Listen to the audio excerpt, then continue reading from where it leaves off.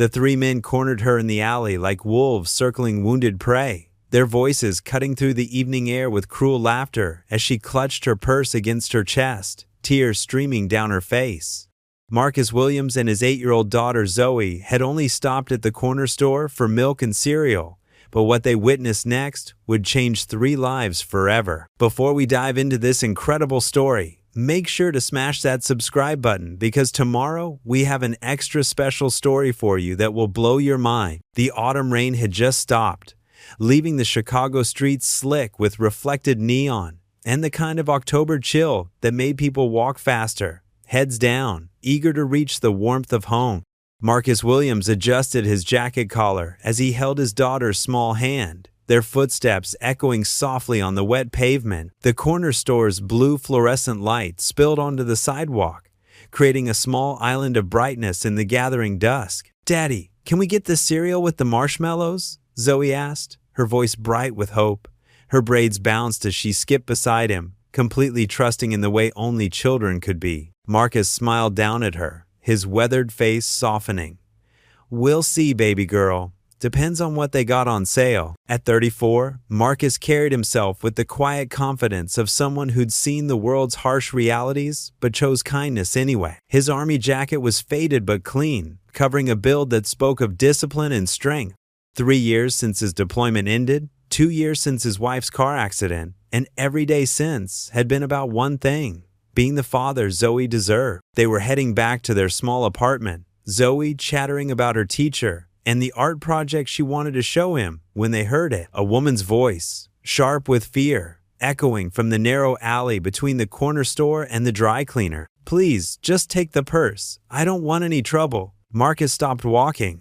His hand instinctively tightened around Zoe's, and something in his chest went cold. He knew that tone, the particular kind of terror that came when people realized they were alone and outnumbered. "Daddy?" Zoe looked up at him, sensing the sudden tension in her father's posture. Through the mouth of the alley, Marcus could see them. 3 men, maybe in their 20s, surrounding a woman who couldn't have been much older than him. She was well dressed, her blonde hair pulled back in a neat bun, but her composure had cracked completely. Her hands shook as she held out her designer handbag like an offering. The largest of the 3 men, wearing a torn leather jacket, laughed and shook his head. "See, lady, that's not how this works. You're in our neighborhood now, acting all high and mighty with your fancy car and expensive clothes. Maybe we want more than just your purse." Marcus felt the familiar surge of adrenaline, the same feeling he'd had countless times overseas when innocent people needed protection. His training kicked in automatically, assessing the situation. 3 against 1, narrow alley with limited escape routes, civilian in immediate danger. "Daddy, what's happening?" Zoe whispered, pressing closer to his leg. Marcus knelt down to her eye level, his voice calm but serious. "Zoe, I need you to walk back to the store and ask Mr. Chen to call the police. Tell him Marcus Williams sent you, and stay with him until I come get you. Can you do that for me?" Zoe's eyes went wide, but she nodded solemnly. Even at 8, she understood when her father's voice carried that particular weight. "Are you going to help her?" "Yes, baby, I am." She hugged him quickly, fierce and tight. "Be careful, Daddy." Marcus watched her run back toward the store's bright lights, then turned toward the alley. The woman's voice had risen to a desperate plea, and he could hear the men laughing, enjoying her fear. His jaw tightened as he approached the mouth of the alley. "Excuse me," Marcus called out, his voice carrying the kind of authority that came naturally to some people and was beaten into others through years of military service. The 3 men turned, and Marcus got his first clear look at them. The leader was big, maybe 6'2", with the kind of build that came from lifting weights in prison yards. His 2 companions were smaller but had the eager, vicious look of people who enjoyed causing pain. All 3 had the pale, hollow-eyed appearance of longtime drug users. "Keep walking, old man," the leader sneered. "This ain't your business." Marcus stepped into the alley, his hands relaxed at his sides but ready. "Actually, it became my business the moment you decided to terrorize this lady in my neighborhood." The woman looked up at him with desperate hope, makeup streaked down her cheeks, her expensive blouse torn at the shoulder. She was probably in her early 30s, with the kind of polished appearance that suggested money and privilege. But right now, she looked like anyone would when facing their worst nightmare. "Thank you," she whispered. "Please, they were going to—" "Shut up," the leader snarled at her, then turned back to Marcus. "Look, hero, you got about 5 seconds to walk away before this becomes your problem too." Marcus didn't move. "Here's what's going to happen. You're going to let this lady go, and you're going to walk away. Nobody has to get hurt." The three men exchanged looks, and Marcus could see the moment they made their decision. He'd seen it countless times before, the shift from intimidation to violence, the moment when people chose the hard way instead of the easy way. "Wrong answer," the leader growled, and lunged forward with surprising speed for a man his size. What happened next took less than 30 seconds, but it felt like slow motion to the woman pressed against the alley wall. Marcus moved with the fluid precision of someone who'd been trained to fight and had done it for real in places where mistakes meant death. The leader's wild swing met nothing but air as Marcus sidestepped, grabbed the man's extended arm, and used his momentum to drive him face first into the brick wall. The second attacker came in low, trying to tackle Marcus around the waist. Marcus brought his knee up sharply, connecting with the man's solar plexus, then followed through with an elbow to the back of his neck that dropped him to the wet pavement like a stone. The third man had enough sense to realize this wasn't going as planned. He pulled a knife, a cheap switchblade that gleamed under the alley's single streetlight. "Back off, man. I'll cut you." Marcus's expression didn't change. He'd faced men with knives before, in places a lot more dangerous than a Chicago alley. "Drop it and walk away. Last chance." Instead, the man lunged with the blade extended. Marcus caught his wrist, twisted sharply until he heard bones crack, and the knife clattered to the ground. A quick pressure point strike to the man's neck, and he joined his friends on the wet asphalt. The entire fight had lasted less than a minute. Marcus straightened his jacket, checked his knuckles for cuts, and turned to the woman who was staring at him with a mixture of awe and disbelief. "Are you hurt?" he asked gently, his voice completely different from the commanding tone he'd used with her attackers. She shook her head, unable to speak. Her hands were still trembling as she clutched her purse, and Marcus could see she was going into shock. "My name's Marcus," he said, keeping his voice calm and reassuring. "You're safe now. Do you have someone you can call?" My driver," she managed to whisper. "He's supposed to pick me up, but I thought I could walk to the store alone. I'm so stupid." "You're not stupid," Marcus said firmly. "You're just not used to this neighborhood. It's not your fault these men decided to be predators." In the distance, sirens began to wail. Zoe had done exactly what he'd asked, and the police were on their way. But before they arrived, the woman reached into her purse and pulled out her phone with shaking fingers. "David," she said when someone answered. "I need you to come get me now. I don't know where I am." Marcus gently took the phone from her. "This is Marcus Williams. Your employer needs pickup at the corner of Ashland and Division, in the alley next to Chin's Corner Store. She's safe, but she's shaken up." "Sir," came a crisp British accent from the phone. "May I ask who you are?" "I'm the guy who just stopped 3 men from hurting her." There was a pause. "We'll be there in 10 minutes, sir. Thank you." Marcus handed the phone back to her. "David? My driver," she said, her voice getting steadier. "And security. And everything, really?" She looked at him with eyes that were still wide with shock. "What you did? How did you?" "Army," Marcus said simply. 2 tours in Afghanistan. You learn things." The police arrived first, 3 squad cars with lights flashing. Marcus raised his hands instinctively, knowing how these situations could go for a black man standing over 3 unconscious white guys in an alley. But the woman immediately stepped forward. "Officers, this man saved me," she said loudly, her voice carrying despite her shaken state. "These 3 men attacked me, and he stopped them. He's a hero." The lead officer, a middle-aged black woman with sergeant's stripes, looked between Marcus and the 3 men groaning on the ground. "Sir, can you tell me what happened?" Marcus gave a clear, factual account of the events. His military bearing and calm demeanor worked in his favor, as did the woman's corroborating testimony. By the time he finished explaining, Zoe had appeared at the mouth of the alley with Mr. Chen, who vouched for Marcus as a good customer and neighbor. "Daddy!" Zoe ran to him, wrapping her arms around his waist. "Are you okay? Did you help her?" Marcus hugged his daughter tight. "I'm fine, baby girl. Everything's okay now." The woman watched this interaction with something soft and wondering in her expression. Here was this man who just single-handedly taken down 3 attackers, and he was being gentle and reassuring with his little girl. "Is she your daughter?" the woman asked quietly. "This is Zoe," Marcus said proudly. "Zoe, this is. I'm sorry I never got your name." "Catherine," the woman said, then knelt down to Zoe's level. "Hello, Zoe. Your daddy is very brave." "I know," Zoe said matter-of-factly. "He used to be a soldier. He protects people." Catherine's eyes met Marcus's over his daughter's head, and something passed between them. Understanding, maybe.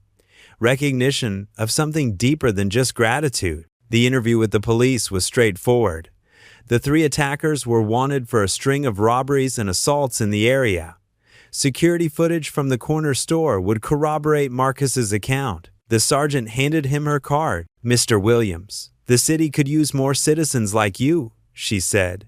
"If you ever think about getting back into security or law enforcement, give me a call." Marcus pocketed the card, but his attention was drawn to the mouth of the alley where 3 identical vehicles had just pulled up. Not police cars, Rolls-Royce Phantoms, black as midnight, their chrome gleaming under the streetlights.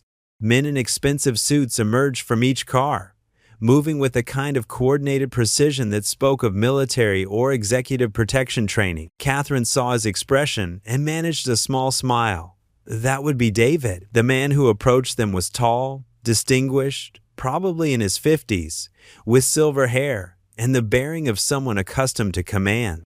Behind him came 2 other men who were obviously bodyguards, and a 4th who looked like he'd stepped out of a boardroom. "Miss Hamilton," David said, relief evident in his crisp British accent. "Thank God you're safe." Hamilton. Marcus felt something click in his mind. He'd heard that name before, seen it in the news. Hamilton Industries, one of the largest private companies in the Midwest, which would make this woman, Catherine Hamilton, she said, extending her hand to Marcus formally. "CEO of Hamilton Industries, and I owe you my life." Marcus shook her hand, feeling slightly surreal. "Just doing what anyone should do." "Not anyone would have," Catherine said seriously. "Not anyone could have." She turned to David. "This is Marcus Williams and his daughter Zoe. Mr. Williams prevented a very serious assault tonight." David studied Marcus with professional interest. Military background? Army? 82nd Airborne. David was SAS, Catherine explained. "He appreciates proper training when he sees it." The British man nodded approvingly. "Textbook execution, from what I observed on the security footage. Clean, efficient, minimal force necessary." "You were watching?" Marcus asked. "I arrived just as you were finishing with the 3rd assailant," David replied. "Most impressive." Catherine was looking between Marcus and Zoe, something working in her mind. "Mr. Williams, I know this might seem inappropriate given the circumstances, but I'd like to offer you something. A job. Head of Personal Security for Hamilton Industries." Marcus blinked. "Ma'am, I appreciate the offer, but I've got responsibilities. My daughter would be welcome," Catherine said quickly. "We have an excellent school on the corporate campus. Full benefits, housing allowance, and a salary that would ensure Zoe never wants for anything." "Daddy," Zoe tugged on his jacket. "What's she saying?" Marcus knelt down to his daughter's level. "She's offering me a job, baby girl. A good job." "Would we have to move?" "Probably." Zoe considered this seriously, then looked at Catherine. "Are you nice?" Catherine smiled, and for the first time that evening, she looked relaxed. "I try to be. I have a daughter too, though she's older than you. Her name's Emma, and she's away at college." "Does she like art?" Zoe asked. "She loves it. She's studying to be an architect." Zoe nodded, apparently satisfied. She turned back to her father. "I think we should help her, Daddy. She looks sad." Out of the mouths of babes. Marcus looked at Catherine Hamilton more carefully. and saw what his daughter had noticed immediately. Beneath the executive polish, the expensive clothes, the entourage of security, was someone who carried a bone-deep loneliness. "Mr. Williams," Catherine said quietly, "I've been running my father's company for 10 years. I've had 17 different security chiefs in that time. None of them understood that protection isn't just about stopping threats. It's about understanding people, caring about them. Tonight, you risked your safety for a complete stranger.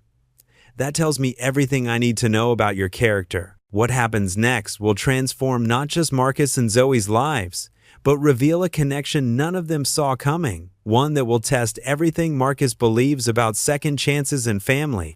Stay tuned to see what happens next.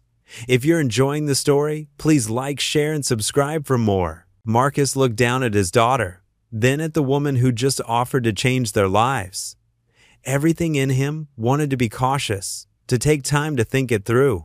But something in Catherine Hamilton's eyes reminded him of the expression he'd seen in his own mirror for the past 2 years, the look of someone carrying too much weight alone. "Can I ask you something?"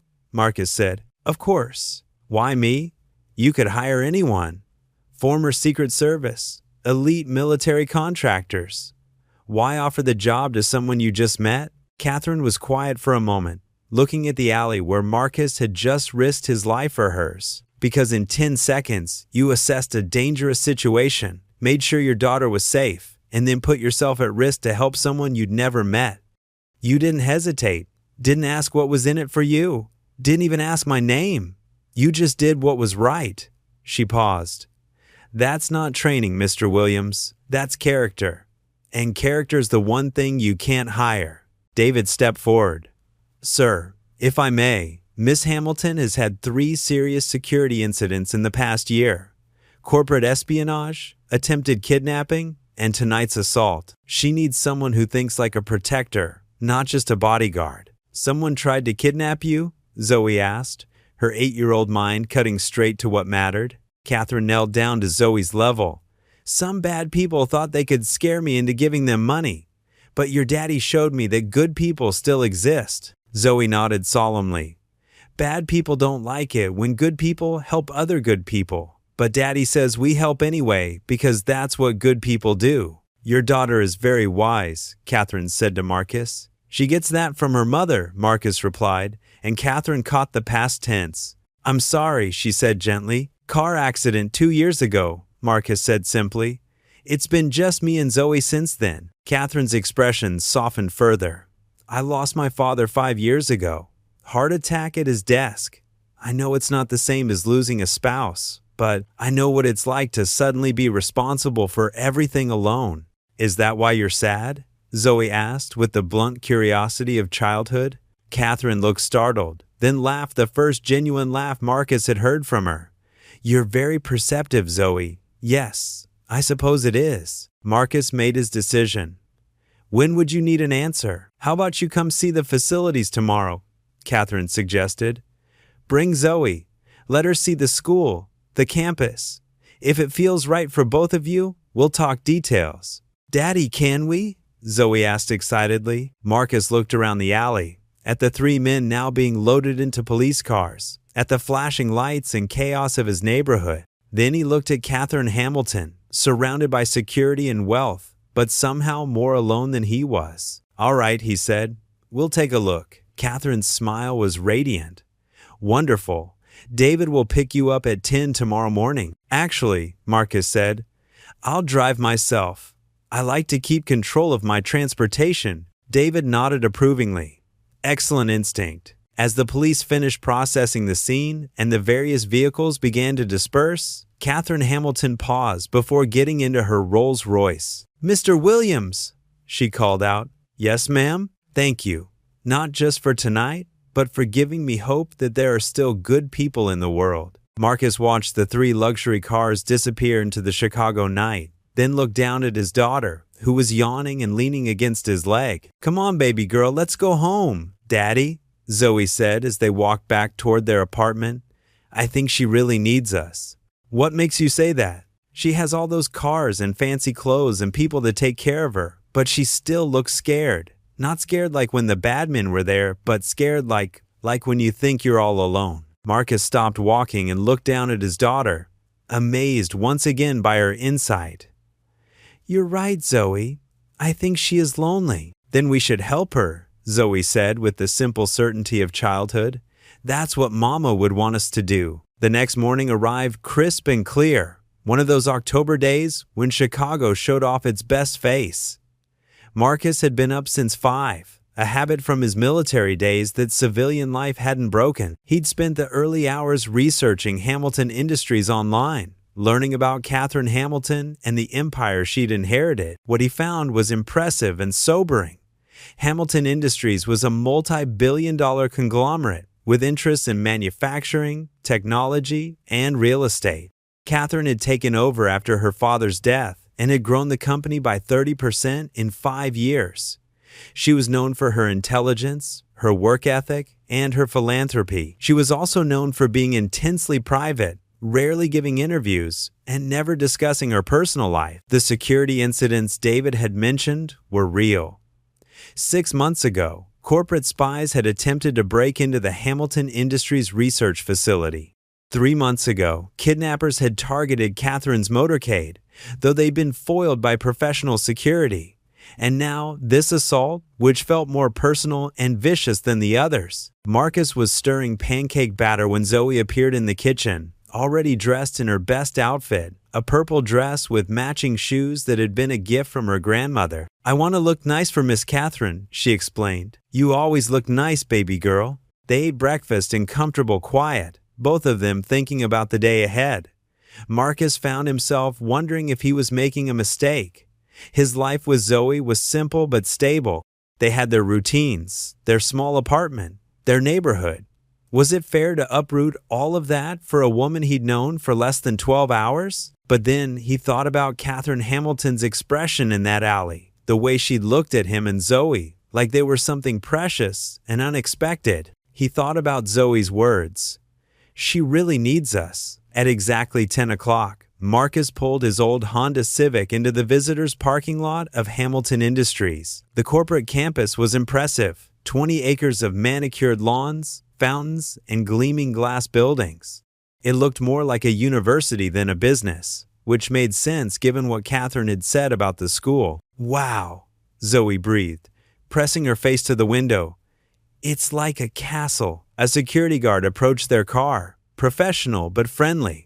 When Marcus gave his name, the man's expression changed to one of respect. "Mr. Williams, Miss Hamilton is expecting you. Please follow me." They were escorted not to the main building, but to a smaller structure that looked like a high-end residential facility. David met them at the entrance, impeccably dressed as always. "Good morning, Mr. Williams, Miss Zoe. Miss Hamilton thought you might like to see the school facilities first." The school was unlike anything Marcus had ever seen. Small class sizes, state-of-the-art technology, art studios, music rooms, and a library that made Zoe gasp with delight. The children they passed looked happy, engaged, diverse. Several teachers stopped to greet David warmly, clearly comfortable with his presence. "How many students?" Marcus asked. 45, David replied. "Children of Hamilton Industries employees, plus a scholarship program for local kids. Miss Hamilton believes education should be accessible to everyone." They toured the rest of the campus, the fitness facilities, the medical center, the employee housing that ranged from apartments to full houses, depending on family size and position. Everything was clean, well-maintained, and thoughtfully designed. Finally, David led them to the executive building. Katherine's office was on the top floor, with floor-to-ceiling windows that provided a spectacular view of Lake Michigan. She was standing at those windows when they arrived, and Marcus could see the tension in her shoulders, the careful control in her posture. "Good morning," she said, turning with a smile that seemed more relaxed than the night before.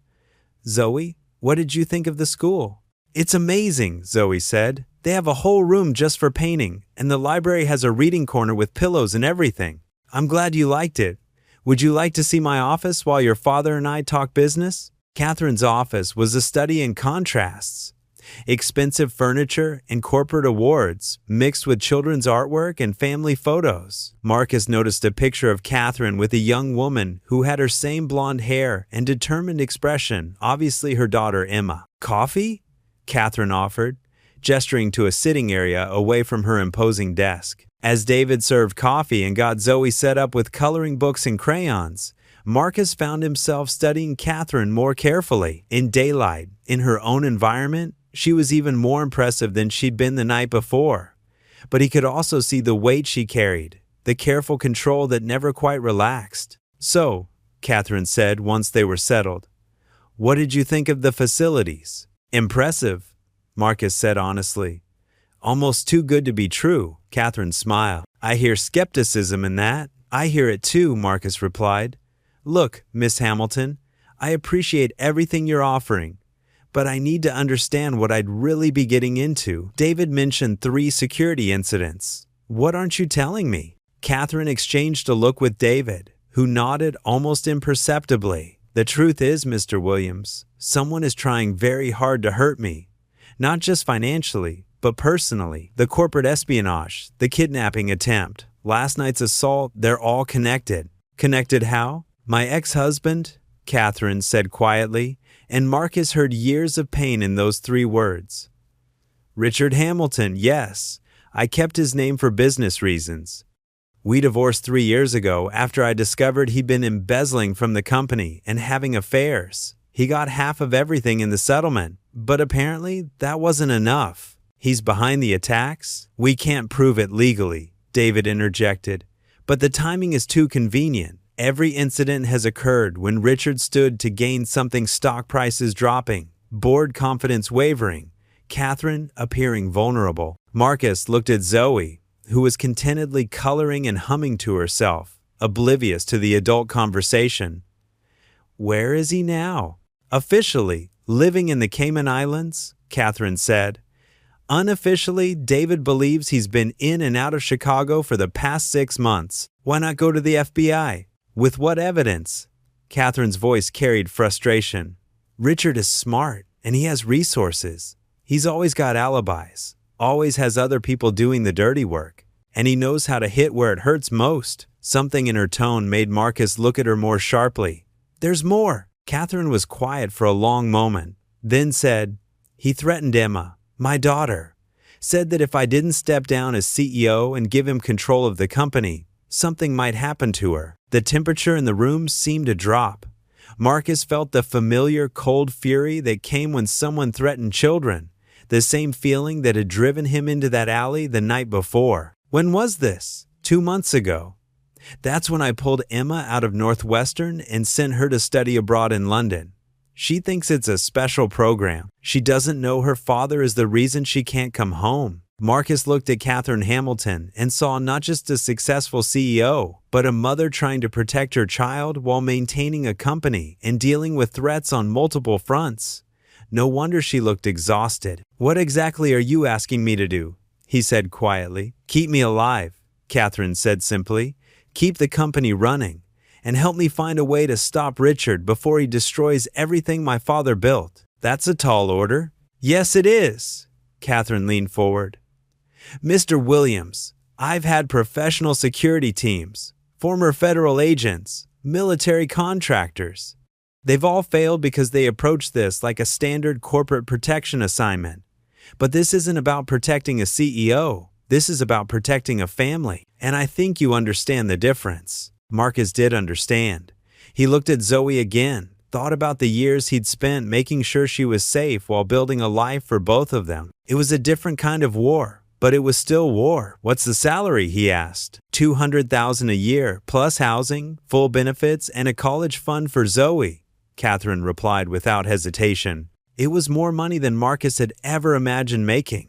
More than enough to give Zoe every opportunity he'd ever dreamed of for her. "And if I say no?" Catherine's expression didn't change. "Then David will drive you home. I'll thank you again for last night, and you'll never hear from me again. No pressure, no guilt. You've already done more for me than I had any right to expect." Marcus was quiet for several minutes, thinking. Finally, he said, "Can I ask you something personal?" "Of course." Why didn't you remarry? Someone in your position, with your resources, surely there were options. Catherine's smile was rueful. Because I've learned the hard way that wealth attracts people who want wealth, not people who want me. After Richard, I decided it was safer to be alone. Lonely, Marcus corrected gently, and Catherine's eyes widened slightly. Lonely, she agreed. Daddy? Zoe looked up from her coloring. Are we going to stay and help Miss Catherine? What do you think, baby girl? Zoe looked at Catherine with the serious expression she got when she was thinking hard. I think she needs a family, she said finally, and we need someone who needs us. Out of the mouths of babes, Marcus thought. He looked at Catherine, who was staring at his daughter with something like wonder in her eyes. All right, Marcus said, but I have conditions. Name them. First, I run security my way. No interference, no second guessing. If I say we do something, we do it. Agreed. Second, Zoe's safety comes first. Always. If protecting her means leaving you vulnerable, I choose her. Catherine nodded. I would expect nothing less. In fact, I'd lose respect for you if you said otherwise. Third, I want full disclosure. No more surprises. No more what you don't know. If I'm protecting you, I need to know everything. Everything, Catherine agreed. Marcus extended his hand. Then you've got yourself a security chief, Miss Hamilton. As they shook hands, Marcus felt a shift, like stepping through a door into a different life. For better or worse, he and Zoe were now part of Catherine Hamilton's world. What none of them knew was that across town, in a hotel room with blackout curtains and expensive whiskey, someone was watching news footage of the previous night's incident. Someone who recognized Marcus Williams and understood exactly what his presence in Catherine's life meant. Richard Hamilton set down his glass and reached for his phone. It was time to escalate things. The house Catherine provided was more than Marcus had ever expected. A 4-bedroom colonial in Lincoln Park, completely furnished, with a security system that would make the Pentagon jealous. Zoe had her own wing, complete with a playroom that had been stocked with art supplies, books, and toys that David had somehow procured in less than 24 hours. This is too much, Marcus told Catherine as they walked through the house that first afternoon. This is what I can afford, she replied. And what you and Zoe deserve. They'd worked out the logistics quickly. Marcus would start immediately, with David handling the transition from the current security team. Zoe would begin at the campus school the following Monday. Marcus would have a small office in the executive building and a security detail to manage, but his primary responsibility would be Catherine's personal protection. It seemed straightforward enough. What Marcus hadn't anticipated was how quickly Zoe would bond with Catherine. That first weekend, Catherine invited them to her penthouse for dinner. It was the first time Marcus had seen her truly relaxed, cooking in her kitchen while Zoe helped set the table. The penthouse itself was spectacular, 2 floors of the Willis Tower with views of the entire city, but what struck Marcus most was how empty it felt despite its grandeur. Emma decorated most of it, Catherine explained when she caught him looking around. She has an eye for design. I just write the checks. When will she be home? Zoe asked, carefully arranging napkins the way Catherine had shown her. Catherine's expression grew sad. I'm not sure, sweetheart. It depends on how things go with her studies. Marcus caught the evasion and made a mental note to discuss it with Catherine later. For now, he watched his daughter chattering away with a woman who seemed to come alive in Zoe's presence. After dinner, Catherine showed Zoe the piano that dominated one corner of the living room. Do you play? She asked. Daddy taught me a little, Zoe said shyly. He plays? Mama did, Zoe replied, and Marcus felt the familiar pang that came with memories of Sarah. Daddy learned so he could teach me her favorite songs. Catherine's eyes met Marcus's across the room, full of understanding. Would you play something for me? Zoe looked to her father for permission. Marcus nodded, and she climbed onto the piano bench. Her small fingers picked out a simple melody, something slow and sweet that Sarah had hummed while cooking dinner. When she finished, Catherine applauded softly. That was beautiful. Your mama had good taste in music. She had good taste in everything, Zoe said matter-of-factly. That's why she picked Daddy. Catherine laughed, a sound that filled the empty spaces of the penthouse with warmth. I think you're right about that. Later, after Zoe had fallen asleep on Catherine's couch and Marcus had carried her down to the car, Catherine walked him to the elevator. She's remarkable, Catherine said. You're doing an incredible job raising her. Some days I feel like I'm barely keeping my head above water, Marcus admitted. That's what makes you a good parent, Catherine replied, caring enough to worry about whether you're doing it right. The elevator arrived, but before Marcus could step inside, Catherine touched his arm gently. Marcus, she said, and it was the first time she'd used his first name. I know this arrangement is unusual. If you ever feel like it's too much, for you or for Zoe, please tell me. I don't want to disrupt your lives more than I already have. Marcus looked at her, really looked. In the soft lighting of the hallway, without the corporate armor and perfect makeup, she looked younger, more vulnerable, more like the scared woman he'd rescued in that alley. Catherine, he said, using her first name deliberately, you're not disrupting our lives. You're giving us a chance at something better. Don't second-guess that. She smiled, and for a moment the loneliness that surrounded her like a fog seemed to lift. Marcus's first week as head of security for Hamilton Industries was a crash course in corporate warfare disguised as business as usual. The existing security team was professional but complacent, accustomed to thinking in terms of standard executive protection. Marcus immediately instituted changes that ruffled feathers but tightened defenses. He redesigned Catherine's schedule to be less predictable, varied her routes to and from work, and implemented additional background checks on all staff with access to executive floors. He also began building profiles on everyone in Catherine's inner circle, looking for potential weaknesses or threats from within. What he found concerned him. David, he said during their first formal briefing, walk me through the board of directors. David pulled up files on his tablet. 12 members total. 4 are family friends who've been with the company since Catherine's father's time. 3 are external appointments made in the last 5 years. The rest are senior executives who earned their positions. Anyone with ties to Richard Hamilton? Officially? No. Unofficially? David's expression darkened. Thomas Brennan, the CFO. He was Richard's fraternity brother at Northwestern. Claims they haven't spoken since the divorce, but our financial intelligence suggests otherwise. What kind of access does Brennan have? Everything. Financial records, operational plans, security protocols. As CFO, he needs comprehensive access to do his job effectively. Marcus made a note. I want his office swept for recording devices, his computers monitored, and his communications flagged. Quietly. Already done, David said with approval. I had the same concerns. Find anything? Not yet. But Brennan's been asking questions about Catherine's personal schedule, her security arrangements. Claims it's for insurance and liability purposes. Maybe it is.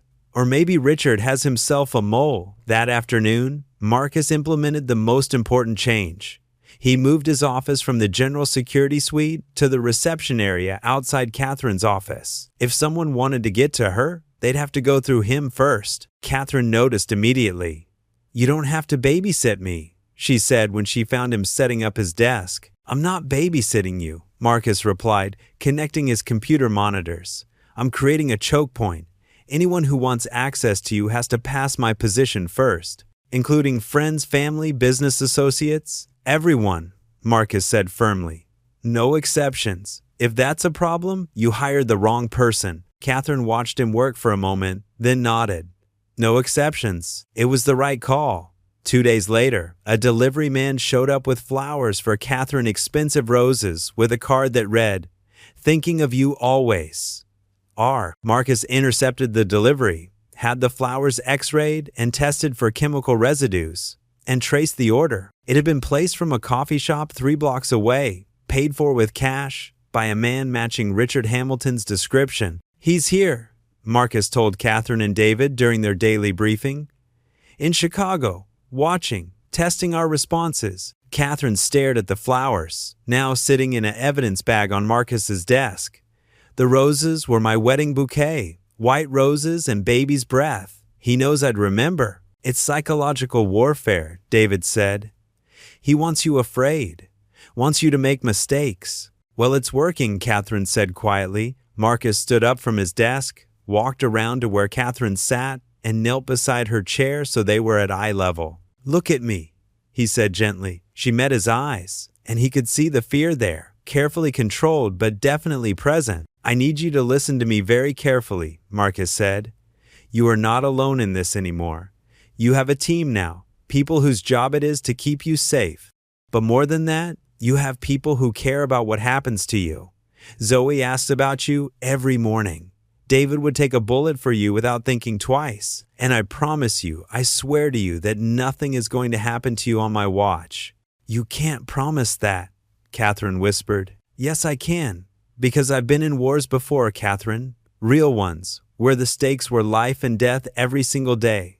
This is just another war, and we're gonna win it." She searched his face, looking for certainty, for strength she could borrow. "How can you be so sure?" Marcus smiled grimly. "Because Richard Hamilton has never faced anyone like me. He's used to intimidating people through lawyers and money and corporate politics. But I don't fight with lawyers, Catherine.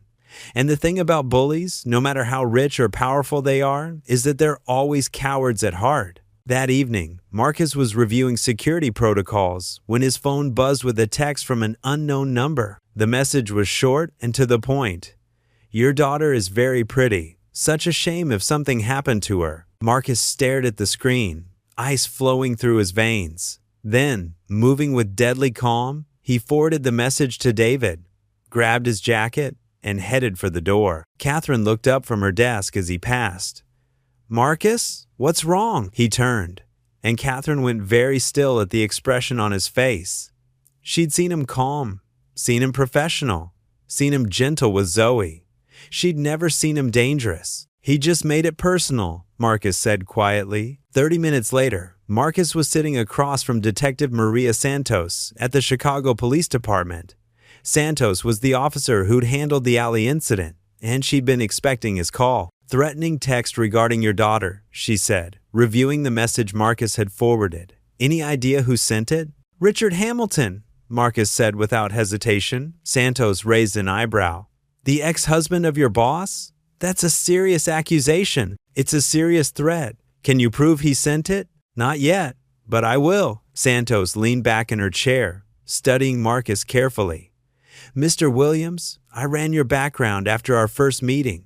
Army, decorated veteran, clean record, good citizen. But I also know that look you're wearing right now.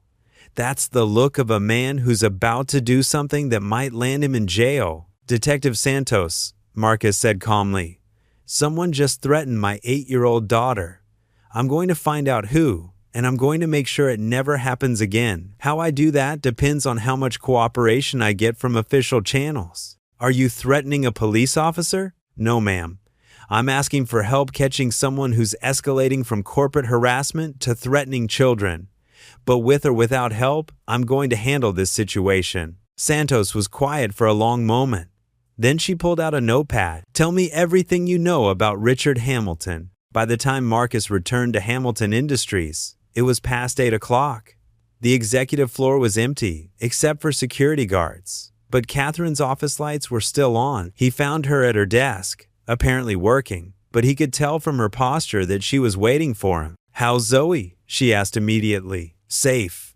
David has a team watching the school and the house. She doesn't know anything's wrong." Catherine nodded, then looked at him carefully. "You look different." "Different how?" "Like you did in that alley. Like you're going to war." Marcus sat down across from her desk.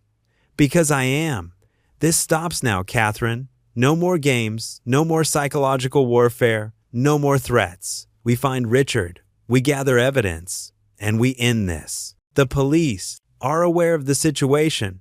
Detective Santos is opening an official investigation.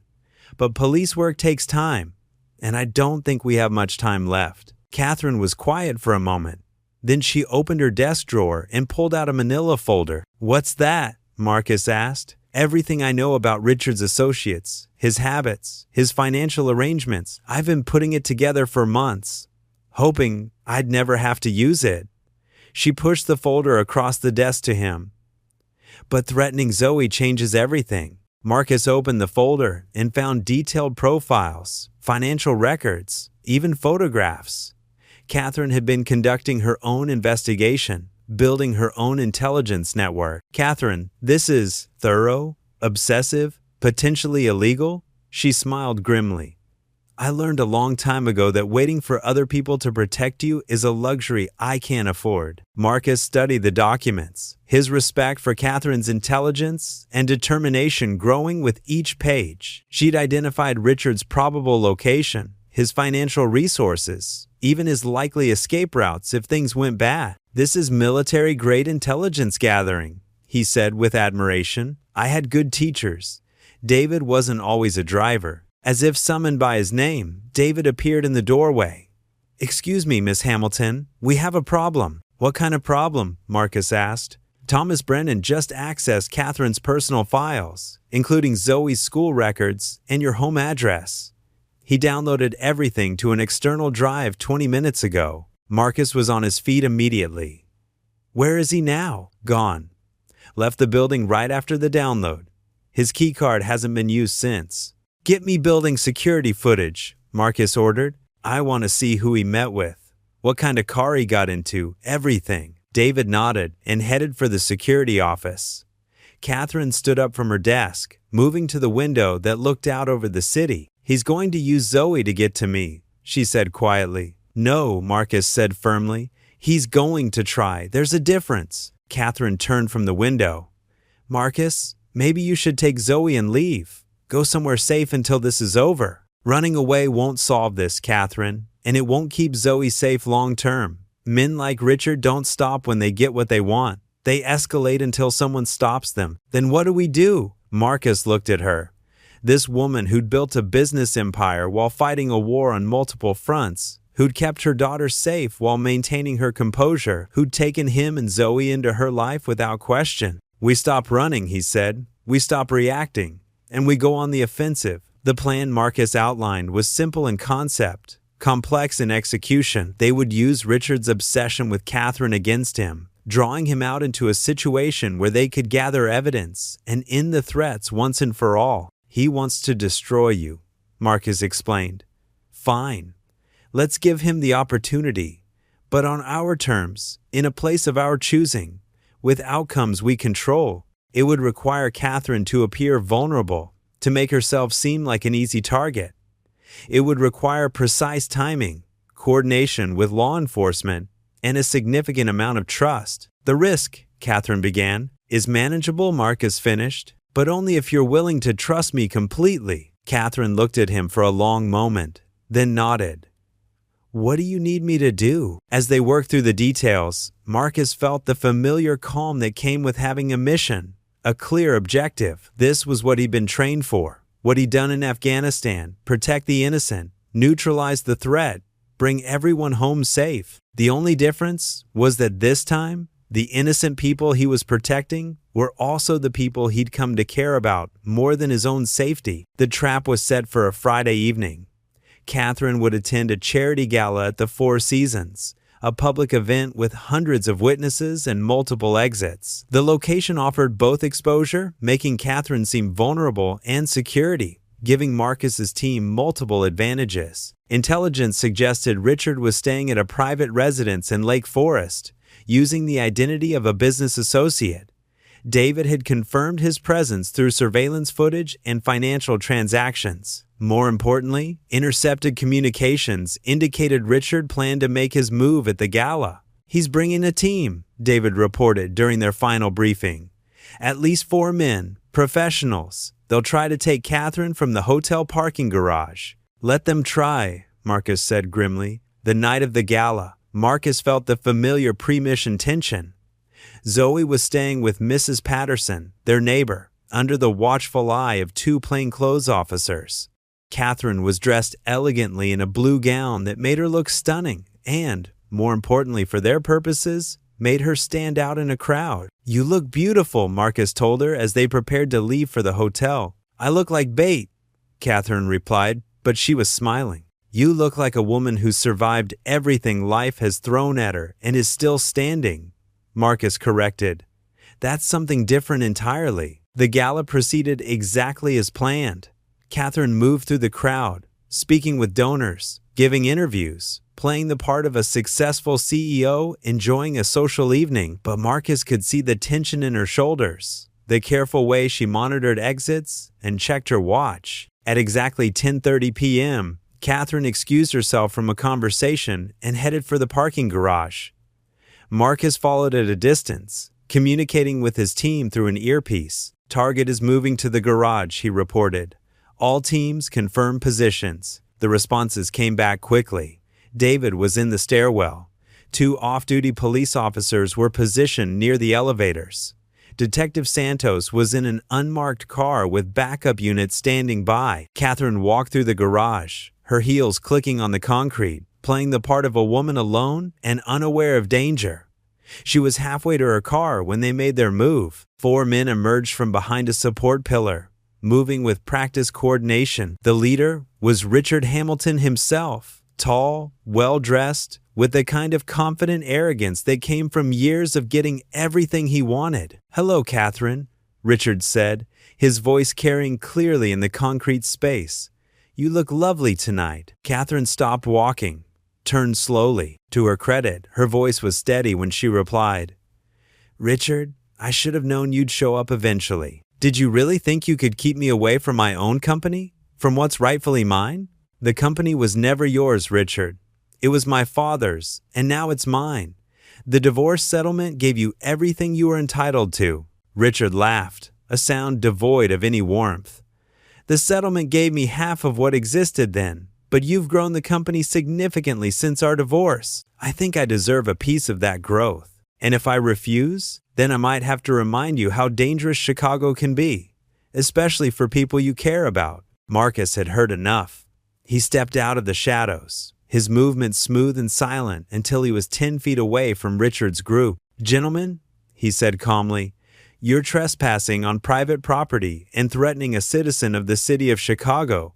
I suggest you leave now." Richard turned, and Marcus got his first clear look at Catherine's ex-husband, handsome in a practiced way, expensive clothes, but there was something weak about his jawline, something cowardly in his eyes. "Ah, the famous Marcus Williams," Richard said, "the hero who saved my ex-wife from those thugs.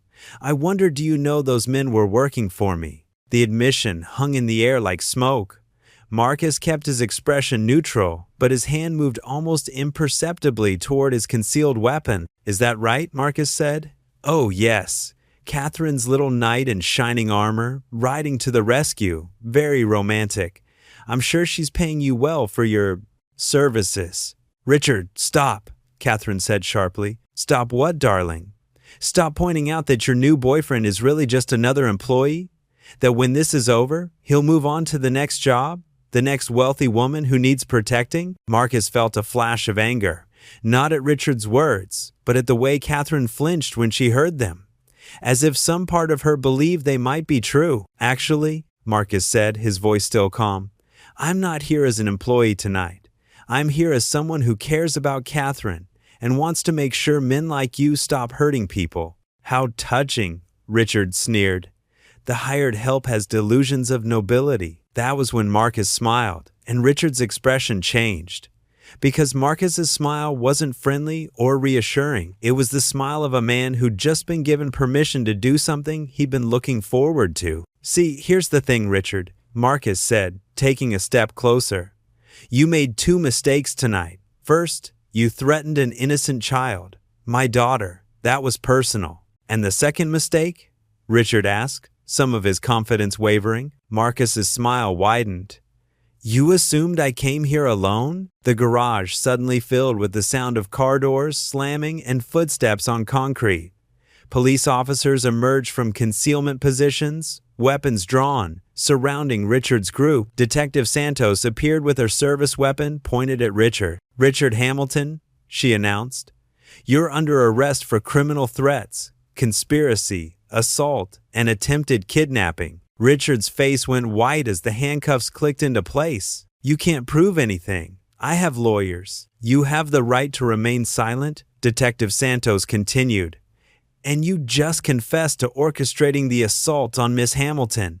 in front of multiple witnesses, with recording equipment capturing every word. Marcus touched his earpiece, where a wire had been broadcasting the entire conversation to police units outside the garage. As Richard and his associates were led away, Catherine sank against her car, suddenly looking exhausted. "It's over?" she asked. "It's over," Marcus confirmed. Catherine closed her eyes, relief washing over her features.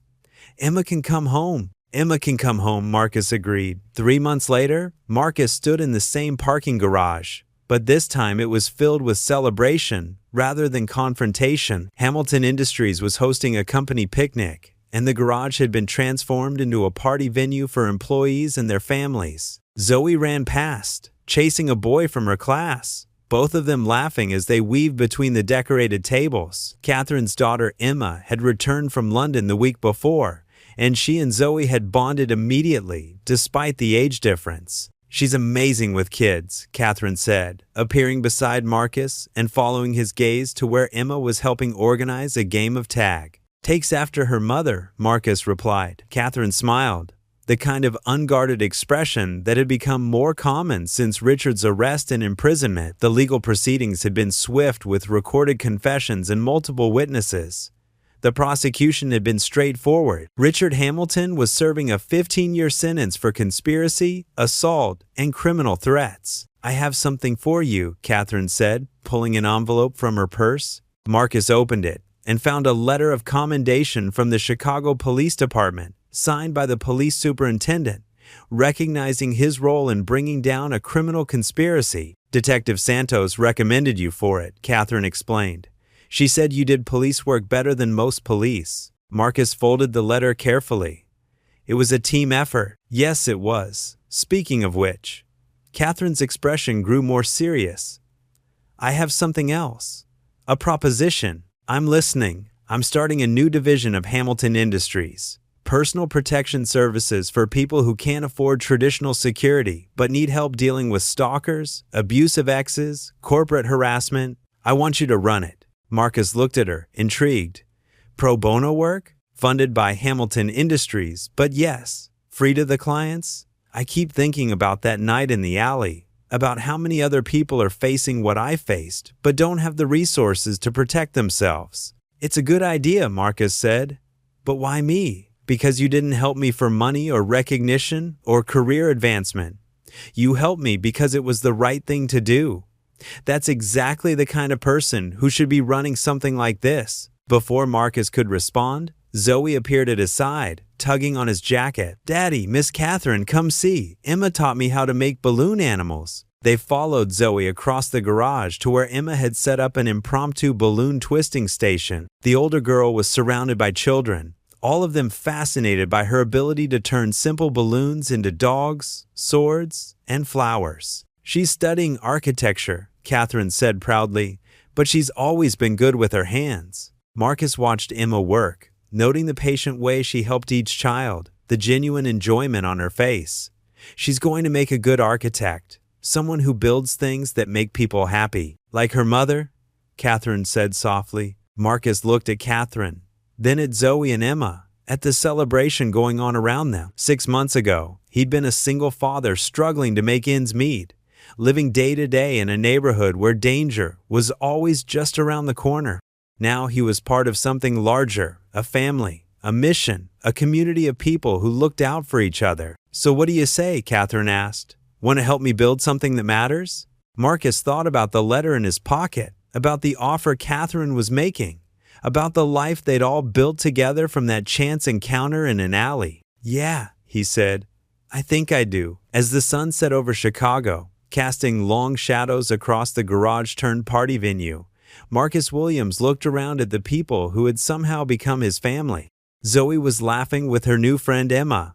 Catherine was talking animatedly with David about expansion plans for the new security division, and for the first time since Sarah's death, Marcus felt like he was exactly where he was supposed to be. The hero's journey that had started with a simple question, "Daddy, can we help her?" had led them all to something none of them had expected. Not just safety or success, but home. Sometimes the best families aren't the ones you're born into, but the ones you choose to build. Marcus Williams chose to step into that alley to help a stranger. Katherine Hamilton chose to trust a man who had every reason to walk away. And together, they built something stronger than either could have managed alone. If this story inspired you, if it reminded you that courage comes in many forms and that sometimes helping others helps us find ourselves, then please subscribe for more stories that touch the heart and stir the soul. Share it with someone who needs to hear that heroes come in all shapes and sizes, and that sometimes the most important battles are fought not with weapons, but with compassion, determination, and the simple decision to do what's right. Until next time, remember, every day offers opportunities to be someone's hero. All you have to do is say yes when your heart tells you to help.